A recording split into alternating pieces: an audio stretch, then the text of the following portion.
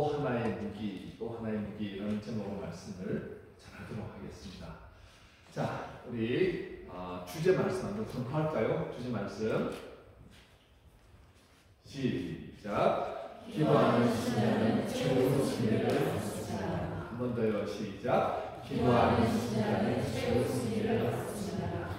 자, 사도 바울은요, 하나님의 전신갑주인 진리의 허리띠, 의의 흉배, 평안의 복음의 신발, 믿음의 방패, 구원의 투구, 성령의 검으로 무장하고 영적 전쟁터에 나가야 능히 마귀를 대적할 수 있고 승리할 수 있다라고 말하죠. 그런데 오늘 본문에서 바울 사도는 기도를 추구하고 있습니다. 바울은 왜 영적 전쟁을 하면서 기도를 끄트머리에 배치했을까요? 기도가 가장 중요한 또 하나의 영적 무기이기 때문입니다. 기도는 하나님과 우리를 연결하는 핫라인이에요. 기도는요, 인간의 무능을 하나님의 전능에 연결시킵니다. 기도를 통해서 우리는 하나님의 능력을 힘입을 수 있습니다. 사실 아무리 좋은 갑옷과 무기를 무장을 한다 할지라도 사기가 떨어져 있다면 싸움 이기기가 쉽지 않습니다. 기도는 그 모든 무기들의 힘을 제대로 발휘하게 하는 능력이 도구라는 거죠. 그래서 에베소서 오늘 본문 6장 18절에 모든 기도와 간구를 하되 라고 말씀하죠. 모든 기도와 간구를 하되. 자, 여기서 기도는 프로슈케라는 단어인데, 프로슈케. 기도라는 뜻도 있죠. 그런데 기도처, 기도하는 장소라는 뜻도 있습니다. 기도하는 장소가 영적 전쟁의 교두보가 된다는 거예요. 교두보가 무엇입니까? 그게 이 진영과 저 진영이 싸울 때 저 진영에다가 교두보를 딱 말해놓으면 어떻게 이 진영이 그 사람 거기에 가서 안전하게 강을 건너든지 해가지고 어떻게 전쟁에 승리할 수 있는 그런 진지를 마련하는 것을 의미하죠. 기도가 그런 것이라는 거예요. 자, 예수님도 새벽 미명에 모두가 잠들어 있던 시간에 어떻게 하셨습니까? 항상 그 한적한 곳에 가셔서 기도하셨죠. 예수님에게 기도의 장소가 있었습니다. 하나님과 교제하는 장소. 자, 그 기도하는 장소에 가서 기도함을 통해서 응답을 받았고요. 그곳에서 하나님과 영적 교제를 하였고요. 그 힘으로 어떻게 해요? 하루하루 주어진 일들에 최선을 다하면서 사명을 감당하셨다는 것입니다. 이것이 프로스케, 기도 장소에서 맛보는 승리입니다. 그리고 우리의 영적 승리는요, 기도의 장소에서 이루어집니다. 다니엘도 기도의 장소가 있었던 거 여러분 잘 아시죠? 다니엘서 6장 10절에 보시면 다니엘이 조세 왕의 도장에 찍힌 것을 알고도 자기 집에 돌아가서는 입방에 올라가 예루살렘으로 향한 창문을 열고 전에 하던 대로 하루 3번씩 무릎을 꿇고 기도하며 그의 하나님께 감사하였더라. 자, 다니엘은 왕 이외에 다른 신에게 절하거나 기도하는 사람은 어떻게 한다고 사자굴에 넣어버린다. 조세 도장에 꽉 찍힌 것을 제일 먼저 보았습니다. 이제 결정할 때가 된 거예요. 기도하고 죽을 것인가 아니면 기도하지 않고 생명을 보존할 것인가. 보통 사람 같으면 어떻게 하겠습니까? 이 위기를 잘 모면하고 다음번에 기회를 보자. 그래서 일부러 예루살렘으로 향한 창을 열 필요도 없고요. 그냥 조용히 진실해서 그냥 하나님 제 마음 아시지요? 이렇게 기도할 수 있습니다.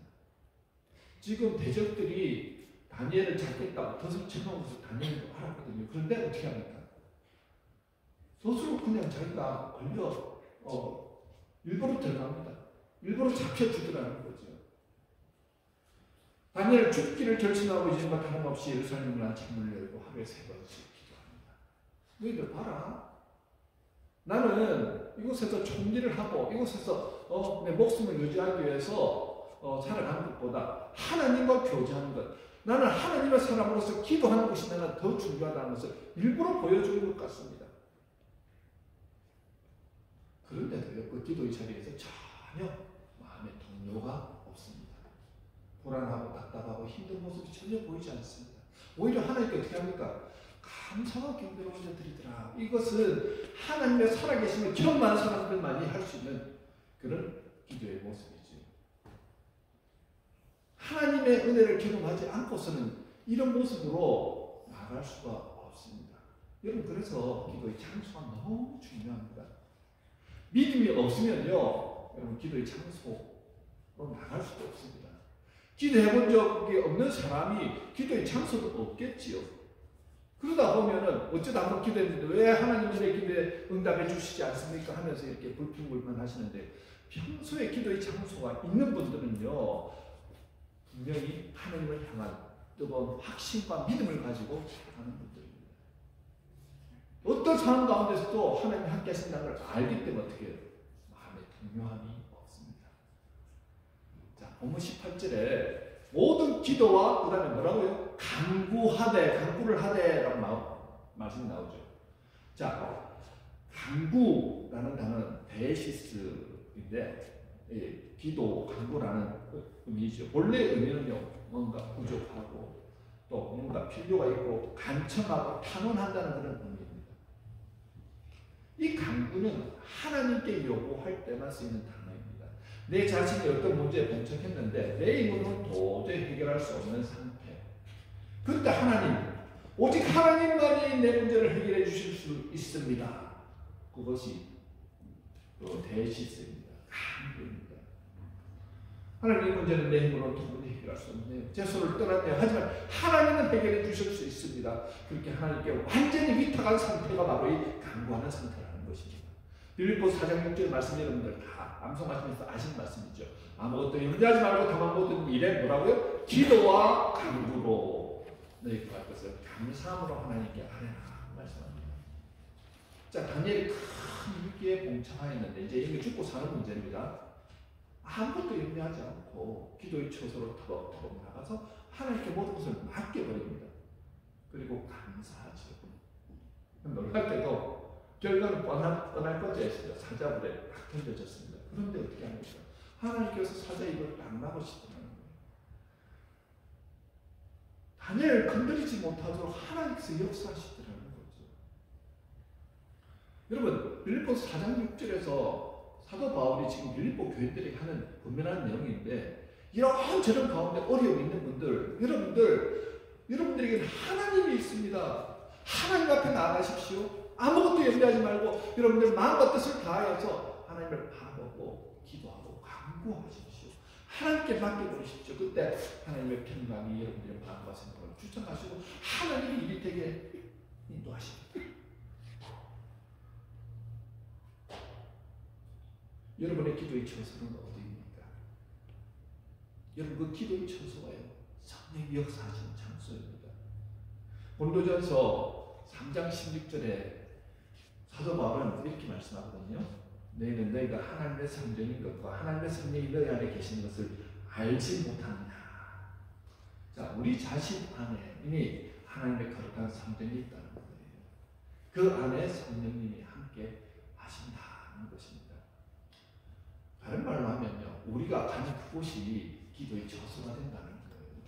중요한 것은 내 기도의 처소가 세상과 버탐에 살다 보니까 이런 것으로 저런 것으로 오염되어져서 도무지 하나님께서 역사하실 수 없는 그런 상태가 되어져서는 안 된다는 겁니다. 그래, 하나님께서 거하시는 그 장소는요, 거룩한 장소, 온전한 장소가 되어야 된다는 거예요. 여러분, 기도가 응답받기를 원하시고 기도가 할 때마다 하나님의 역사를 경험하기를 원하시고 성령의 충만한 은혜를 경험하기를 원하시고 하시는데, 내 삶은 세상과 못하면서 세상 안에서 그냥 정신없이 살아가는 삶이라고 한다면 그것이 기도의 처소로서 너무나도 연약한 힘없는 처소가 된다는 거예요. 하나님이 함께 하시는데, 하나님이 말씀하시는데 그 음성이 들리지 않는다는 거예요. 왜 그렇습니까? 내 안에 죄로 오염되어 있을 때는요, 하나님의 음성이 희미하게 들립니다. 말씀하시는데도 들을 수도 없을 뿐더러 하나님께서 언제까지 찾으신다고요? 내가 그 죄에서 자유함을 얻을 때까지, 회개함을 통하여서 하나님 은혜 안에 다시 나올 때까지 기다려 주십니다. 그래서 우리가 해야 될 것은요, 우리의 몸을 날마다 정결하게 깨끗하게 회개함으로 하나님 앞에 서 나아가는 것이죠. 자, 여기에 기도의 처소가 왜 중요하다고요? 내가 그렇게 거룩함으로 온전함으로 준비되어 있는 상태 가운데서 하나님 앞에 나아가잖아요. 여러분이 있는 그곳이 뭐라고요? 성령님이 함께 하시는 곳인 거예요. 여러분이 그곳에서 기도하면 하나님이 들으신다는 거예요. 여러분의 직장에서, 가정에서, 학교에서 여러분이 있는 곳이 하나님과 동행한 자로서 하나님이 들으시는 놀라운 역사가 일어나는 기도의 장소가 된다는 거예요. 사도 바울이요, 디모데후서 4장 6절에서 지금 이제 감옥에 갇혀 있는 상태에서 언제 죽을지 모르는 지금 그런 상황 가운데 있습니다. 4장 6절부터 8절 말씀입니다. 전제와 같이 내가 벌써 후어지고 나의 떠날 시각이 가까웠다. 이제 죽을 날 참아놨다는 거예요. 얼마 남지 않았습니다. 나는 선한 싸움을 싸우고 나의 달려갈 길을 맞춘 믿음을 지켰으니 이제 후로는 나를 위하여 의의 멸류관이 예비되었으므로 주 곧 의로우신 재판장이 그날에 내게 주실 것이며 내게만 아니라 주의 나타나심을 삼하는 모든 자에게 도니라 고 말씀하는 거예요. 자기 찬 감옥에서 불안하고 답답하고 이제는 내가 열심히 주를 위해서 살아왔는데 내 인생 이게 뭐야 라고 후회하고 고통 가운데서 불안해서 지금 있는 상황이 아니라는 거예요. 그는 당당히 말하고 있습니다. 내 인생 정말 주를 위해서 최선을 다했는데 지금 나의 달려갈 길을 마치고 나는 믿음을 지켰어. 의의 멸류관이 나는 나에게 예비되어 있어. 그러면서 그 안에서 어떻게 해요? 마음의 평강과 자유와 그리고 은혜를 누리고 있는 상황이라는 거예요. 자, 사도 바울은 감옥 안에서 뭘 누리고 있다고요? 평강과 은혜와 또 하나님의 사랑을 누리고 있는데 그것이 어떤 곳이라고요? 성령 하나님이 하시는 기도의 처소라는 거예요. 여러분이 어디에 있든지 주님과 함께하는 그곳이 바로 기도의 장소입니다. 여러분들이 기도하면요, 우리 하나님이 들으십니다. 여러분들이 간절히 하나님의 얼굴을 바라보고 나아가면 하나님이 들으시는데 여기가 7장 14절에서 이렇게 말합니다. 일단 7장 14절부터 16절까지는 솔로몬이 은혜가 가장 충만했을 때 하나님께 드린 기도문이 나오거든요. 그가 영적으로 최고 절정기에 있을 때 참 그 내용 자체가 은혜롭습니다. 자, 내 이름으로 일컫는 내 백성이 그들의 악한 길에서 떠나 스스로 낮추고 기도하여 내 얼굴을 찾으며 내가 하늘에서 듣고 그들의 죄를 사하고 그들의 땅을 고칠지라. 이제 이곳에서 하는 기도에 내가 눈을 들고 귀를 기울이리니 이는 내가 이미 이 성전을 택하고 거룩하게 하여 내 이름을 여기에 영원히 있게 하였습니다. 내 눈과 내 마음이 항상 여기에 있으리라. 죄된 우리잖아요. 우리가 회개하고 하나님 앞에 나아가 하나님 나는 연약합니다. 하지만 내가 주님의 얼굴을 보며 바랍니다. 주님 도와주세요 하고 나아가는 그 백성 그곳에 어떻게 내 얼굴을 찾으면 내가 하늘에서 듣는다는 거예요. 그리고 어떻게 하신다고요? 그들의 죄를 사하여 주시겠대요. 여러분 우리는 연약해서 죄를 짓잖아요. 그렇지만 내가 하나님 앞에 나아갑니다. 주님 나를 용서해 주시옵소서 하면서 거룩한 성전이 되기를 소망하며 주님 앞에 나갔을 때 주님께서 우리의 죄를 깨끗하게 주시고 그리고 이곳에서 하는 기도에 저희가 눈을 들고 귀를 기울이겠다 말씀하십니다. 여러분들이 하는 기도에 하나님께서 눈을 들고 귀를 기울이시면서 정부돼서 하나님께서 듣겠다는 거예요. 여러분들은 어떻게 택하셨다고요? 거룩한 하나님의 성전으로 택하여 주셨다는 겁니다. 내가 여기 영원히 있으면서 어떻게 해요? 내 눈과 내 마음이 항상 여기에 있겠다. 외곽의 이스라엘 예루살렘에 있던 그 성전이 다 회파되어지고 이제는 예수 그리스도를 통하여서 우리 안에 거룩한 성전이 임하였지요. 하나님의 얼굴을 바라고 구하고 찾는 자에게 하나님께서 친히 그 얼굴을 보여주시겠다는 것입니다. 저와 여러분들이 얼마나 연약하니까 그럼에도 불구하고 하나님은요 우리를 기다리고 계세요. 여러분들이 기도하겠다고 하나님을 만나겠다고 하나님의 도우심을 구하면서 간절히 나가는 자들에게 하나님께서 어떻게 역사해 주시겠다고 약속하시는 거예요. 우리가 자녀를 키울 때도 그렇습니다. 우리 자녀들도 잘 들으세요. 우리 중고등학생들도 아버지 어머니가 가장 기뻐하시는 게 뭔지 아세요? 성적을 잘 받아와서 내가 성적이 올라서 이러면 아버지 어머니 기뻐하시죠. 근데 더 기뻐하셨다고 했는데 그게 언제냐 하면은 고민이 많아요. 어려움이 많아요. 이런저런 갈등이 있습니다. 그때 아빠 엄마한테 솔직하게 나와서 아빠 엄마 내가 이런 고민이 있고 이런 어려움이 있어요. 이럴 때는 어떻게 하면 좋을까요? 엄마 아빠 좀 도와주세요. 그렇게 할 때 엄마 아빠는 너무 기뻐하는 거예요. 그래 네가 이런 고민이 있었구나. 말해줘서 고마워. 함께 우리가 고민하면서 이 어려움을 이겨나가보자. 엄마 아빠한테 효도하는 게 그런 거예요. 우리 하나님도 마찬가지라는 거죠. 여러분들이 다 압니다. 나는 하나님 도움 없이도 나는 나 혼자서 잘 살아갈 수 있습니다. 해가지고 여러분들이 이름이 높아지고 여러분들이 세상 가운데서 막 떵떵거리면서 잘 살 때 하나님이 기뻐하시느냐? 아니요. 하나님 나는 연약해요. 부족해요. 그렇지만 나는 하나님 사랑해요. 나는 하나님 앞에 나아갑니다. 하나님 도와주세요. 이렇게 연약한 자에게 하나님에게 답이 다 있으시잖아요. 하나님 모든 걸 아시잖아요. 하나님 도움 없이 나는 살아갈 수 없어요. 겸손함으로 주님께 나오는 자에게 어떻게 하신다고요? 하나님 역사해 주신다는 거예요. 하나님 기뻐하십니다. 자, 성경에 보면 한 사람이 있는데요. 사무엘상 1장에 보면 한나라는 여인이 나옵니다. 한나. 그런데 한나는 결혼한 지 한참이나 됐음에도 자식이 없었습니다. 남편 엘가나는 은인야라는 여인을 통해서 자식을 낳았거든요. 그 당시에 자식을 낳지 못한다는 것은 얘네에게 엄청난 수치였습니다. 아무리 남편이 자신을 사랑해 주어도 자식을 낳지 못한다는 것 자체도 수치였지만 이 은인나라는 같이 함께 사는 이 여인이 어떤 면에서 부처잖아요. 그럼에도 자식을 낳았다는 이유로 한나를 무시하고 핍박하는 거예요. 주변 사람들의 시선도 곱지 않습니다. 여러분 우리 조선시대 때도 그렇잖아요. 아들을 낳지 못한다 그래가지고 소박받는 여인들도 있었습니다. 그처럼 자식을 낳지 못한 것은 얘네에게 엄청난 고통이었다는 거죠. 한나가 이렇게 선박이 있는 실로에 가서 마음이 괴로워서 하나님 앞에 나와서 간절하게 기도하는 통곡하면서 기도하였다라고 말하거든요. 통곡하면서 기도하는데 엘리 제사장이 그 기도하는 한나의 모습을 보면서 입으로는 이렇게 주절주절 하는데 속으로 말하는데 입술만 움직이고 소리가 나지 않는 거예요. 그러니까 엘리 제사장이 볼 때는 이 여인이 지금 술 취했구나. 술 취해가지고 지금 와서 이렇게 혼자서 주저리 지금 주정하고 있구나. 이렇게 본 거예요.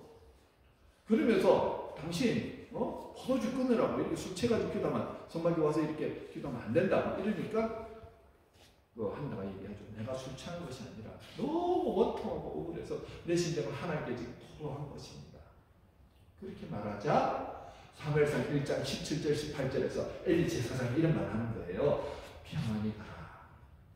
이스라엘 하나님이 네가 기도하였고 한 것을 허락하시기를 원하노라. 이럴 때 당신의 여종이 당신께 은혜 있기를 원하나이다 하고 가서 먹고 얼굴에 다시는 근심빛이 없더라. 문제가 지금 해결되었습니까? 아니요, 해결된 거 없습니다. 그대로 있습니다. 그런데 한나가 보니까 방금 전까지 원통하고 억울해서 죽을 지경이었는데 하나님 앞에 그 원통함을 다 기도했는데 그 기도의 응답이 누굴 통해서 나오더라고요? 엘리에서 나왔잖아요. 평안히 가라. 이스라엘의 하나님인지가 기도하였고 그것을 다 떠나가기를 원하노라 하고 말하는 그 자체를 통해서 어떻게 해요? 엘리 제사장의 말이 아니라 하나님의 음성으로 아멘으로 받아들였다는 거예요. 자, 문제 해결되지 않았지만 그 음성 듣기 전과 엘리의 음성 듣기 전과 엘리의 음성 듣고 난 이후의 삶이 100% 달라졌다는 것입니다. 어떻게 달라졌습니까? 가서 먹고 얼굴에 다시는 근심빛이 없더라. 이야. 방금 전까지 마음의 지옥이었습니다. 삶 자체가 고통이었습니다. 그런데 갑자기 엘리의 음성이 하나님의 음성으로 들렸다는 거예요. 그리고 그 말씀을 믿으니까 그 고통이 사라졌습니다. 그 마음의 자유와 평화가 임했습니다. 그리고 남편과 합방을 했는데 덜컥 임신을 한 거예요. 그렇게 오랫동안 기도하고 해서도 임신이 안 됐는데 기도하다가 하나님께서 역사하심을 경험하였다는 거예요. 누가 찾아왔습니까? 하나님께서 찾아오셨지. 여러분 이런 일들이 구약시대, 신약시대에만 있었습니까? 아니요. 지금도 그런 일들은 여전히 일어나고 있다는 거예요. 어떤 사람들을 통해서요? 하나님 나는 연약하고 하나님의 얼굴을 구하며 하나님께 나아가는 자들을 통해서 여전히 그런 일들이 일어난다는 거예요. 구하는데 아무것도 염려하지 말고 나는 하나님을 믿으면서 간구하는 자에게 이런 역사가 일어난다는 것입니다. 자, 그러면 어떻게 하면 이런 정말 승리를 경험할 수 있는가? 우리 영적 전쟁의 마지막 무기라고 했잖아요. 어떻게 하면 승리를 경험할 수 있겠습니까? 지금까지는 기도의 처소와 위탁의 기도, 위탁하는 기도에 대해서 말씀을 드렸죠. 하나님께 모든 걸 올려드립니다. 그러면 18절 후반절에 이제 그 답이 나오죠. 다시 한번 읽겠습니다. 18절 시작. 모든 기도와 간구를 하되 항상 성령 안에서 기도하고 이를 위하여 깨어 구하기를 항상 힘쓰며 여러 성도를 위하여. 첫 번째, 항상 성령 안에서 기도하라 말씀합니다. 참 좀 애매하죠. 여러분들 성령 안에서 기도한다는 게 무슨 의미일까요? 그래, 내 생각으로 성령 안에서 기도합니다 하면 성령 안에서 기도하는 것일까요? 기도하다 보면은 내가 갑자기 뜨거워지고 막 정말 입술에서 당언이 나오고 아니면 연하고 막 귀신들이 쫓겨나고 그러면 이제 그 증거로서 성령 안에서 기도하는 것처럼 여겨지긴 하지만 과연 성령 안에서 기도하는 게 무엇일까요? 그럼 한 가지를 보십시다. 성령 밖에서 기도하는 건 무엇일까요, 여러분? 성령 밖에서 기도하는 걸 한번 생각해 보시면 성령 안에서 기도하는 게 금방 나오겠죠. 성령 밖에서 기도하는 것은요, 세상 사람들이 하는 기도입니다. 세상 사람들이 어떤 것을 위해서 기도합니까? 주로 무엇을 먹을까 마실까 위해서 자기의 유익을 위해서 기도하죠. 하나님의 영광을 위해서, 아니 이 세상의 평화를 위해서 이런 걸로 구하지 않습니다. 어쨌든 내 일신이 잘 되게, 내 가족이 잘 되게, 건강하게 그것을 위해서 그냥 신에게 보이지 않는 신이죠. 그렇게 빕니다. 그것이 성령 밖에서 하는 기도입니다. 세상 사람들도 그렇게 기도하고 있습니다. 그러면 성령 안에서 하는 기도는 어떤 기도일까요? 성령의 도우심을 받으면서 하는 기도입니다. 여러분들이 기도하러 나갔는데 기도하다 보면 누군가에 대한 미움이 막 생기고 분노가 생기고 화가 생기고 저주가 나올 때가 있죠. 우리 왜 그들을 사랑이 너무 많으셔서 그런 기도를 한 번도 한 적이 없으시고 그런 경우가 있을 수 있습니다.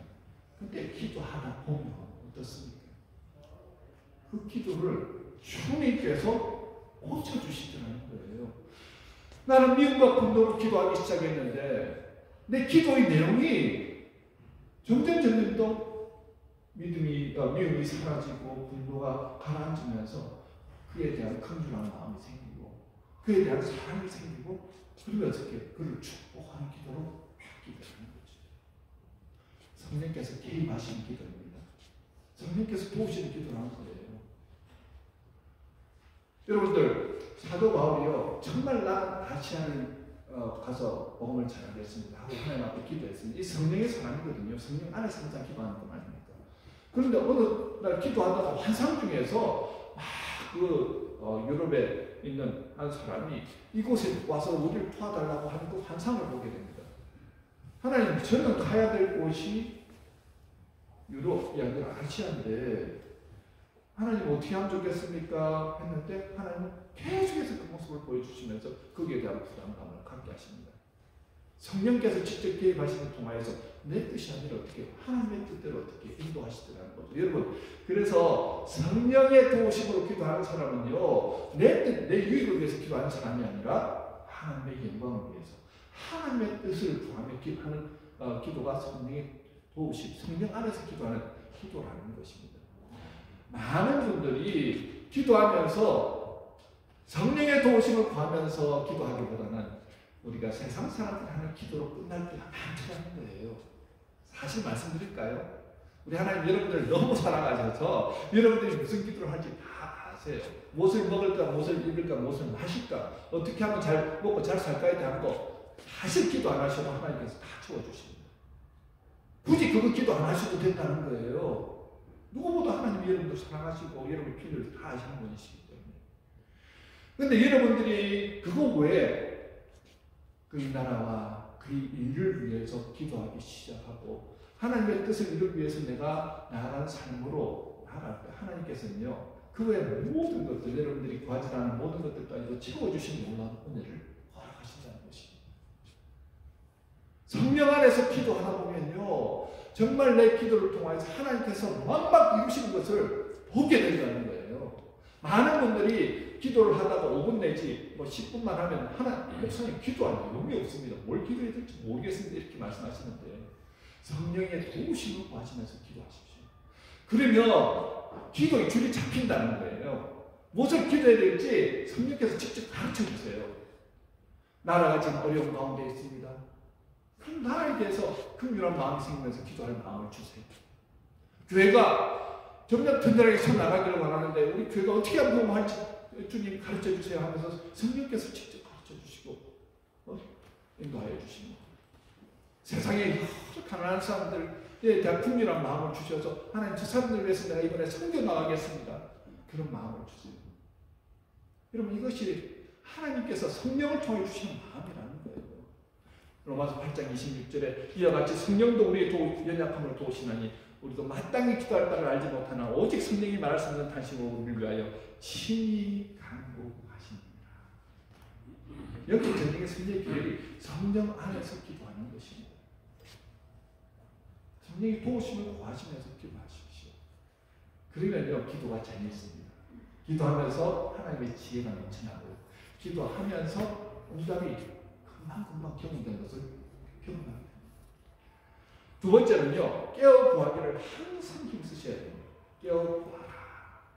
깨어라는 뜻은요, 아그리프네오라는 뜻인데, 주의를 기울이다, 주지하고 있다, 깨어 지키다는 뜻입니다. 24시간 여러분들 어떻게 깨어 있습니까? 쉬지 말고 기도 안 하는데 쉬지 말고 기도가 되던가요? 자, 그렇게 깨어 있으라는 뜻이 아니고요. 누가복음 21장 36절에 보면 이러므로 너희는 장차 올 이 모든 일을 능히 피하고 인자 앞에 서도록 항상 기도하며 깨어 있으라 하시니라. 인자 앞에 서도록 항상 깨어 있으라. 인자는 누구입니까? 예수 그리스도시죠. 여러분이 지금 예수님 앞에 서 있다는 마음으로 오늘 기도하는 거예요. 여러분 기도의 대상이 저 먼 하늘나라에 계신 나를 기억하실지 안 하실지는 잘 모르겠지만 그 하나님이 아니고 오늘 내 안에서 나와 함께 하신 바로 예수님 앞에 내가 지금 서서 기도하는 거예요. 우리가 기도하는 대상은 멀리 계신 분이 아닙니다. 아까 말씀드렸죠. 여러분이 있는 모든 장소에서 주님 앞에 묻는 거예요. 주님 이 일은 어떻게 하면 좋겠습니까? 주님 내가 이렇게 하는 것이 맞는 건가요? 주님 앞에서 기도하다 보면 참 희한하게도 내가 어떤 상황과 환경 가운데서 두려움과 걱정 의심이 몰려와야 하는데도 그 두려움과 걱정 의심이 사라지더라는 거죠. 왜 그렇습니까? 내 안에 주님이 함께 하신다는 분명한 믿음과 확신이 있기 때문에 그렇습니다. 여러분 깨어있다는 것 자체가 얼마나 중요한지 몰라요. 기도하면서 조는 사람들이 있잖아요. 이게 무슨 말이냐 하면은 여러분들이 진짜 좋아서 좋다는 게 아니고요. 영적인 상태가 돌고 있는 상태가 있다는 것입니다. 정말 위급한 상황인데 예수님은 지금 겟세마네 동산에서 이제 십자가를 지시기 위해서 고통스러운 가운데 기도하시는데 제자들을 어떻게 합니까? 몸이 피곤하다는 이유로 다 졸고 있더라는 거죠. 깨어 있어야 될 상황에서 졸고 있을 때 위기를 맞이하면 손쓸 틈이 없죠. 저희도 마찬가지입니다.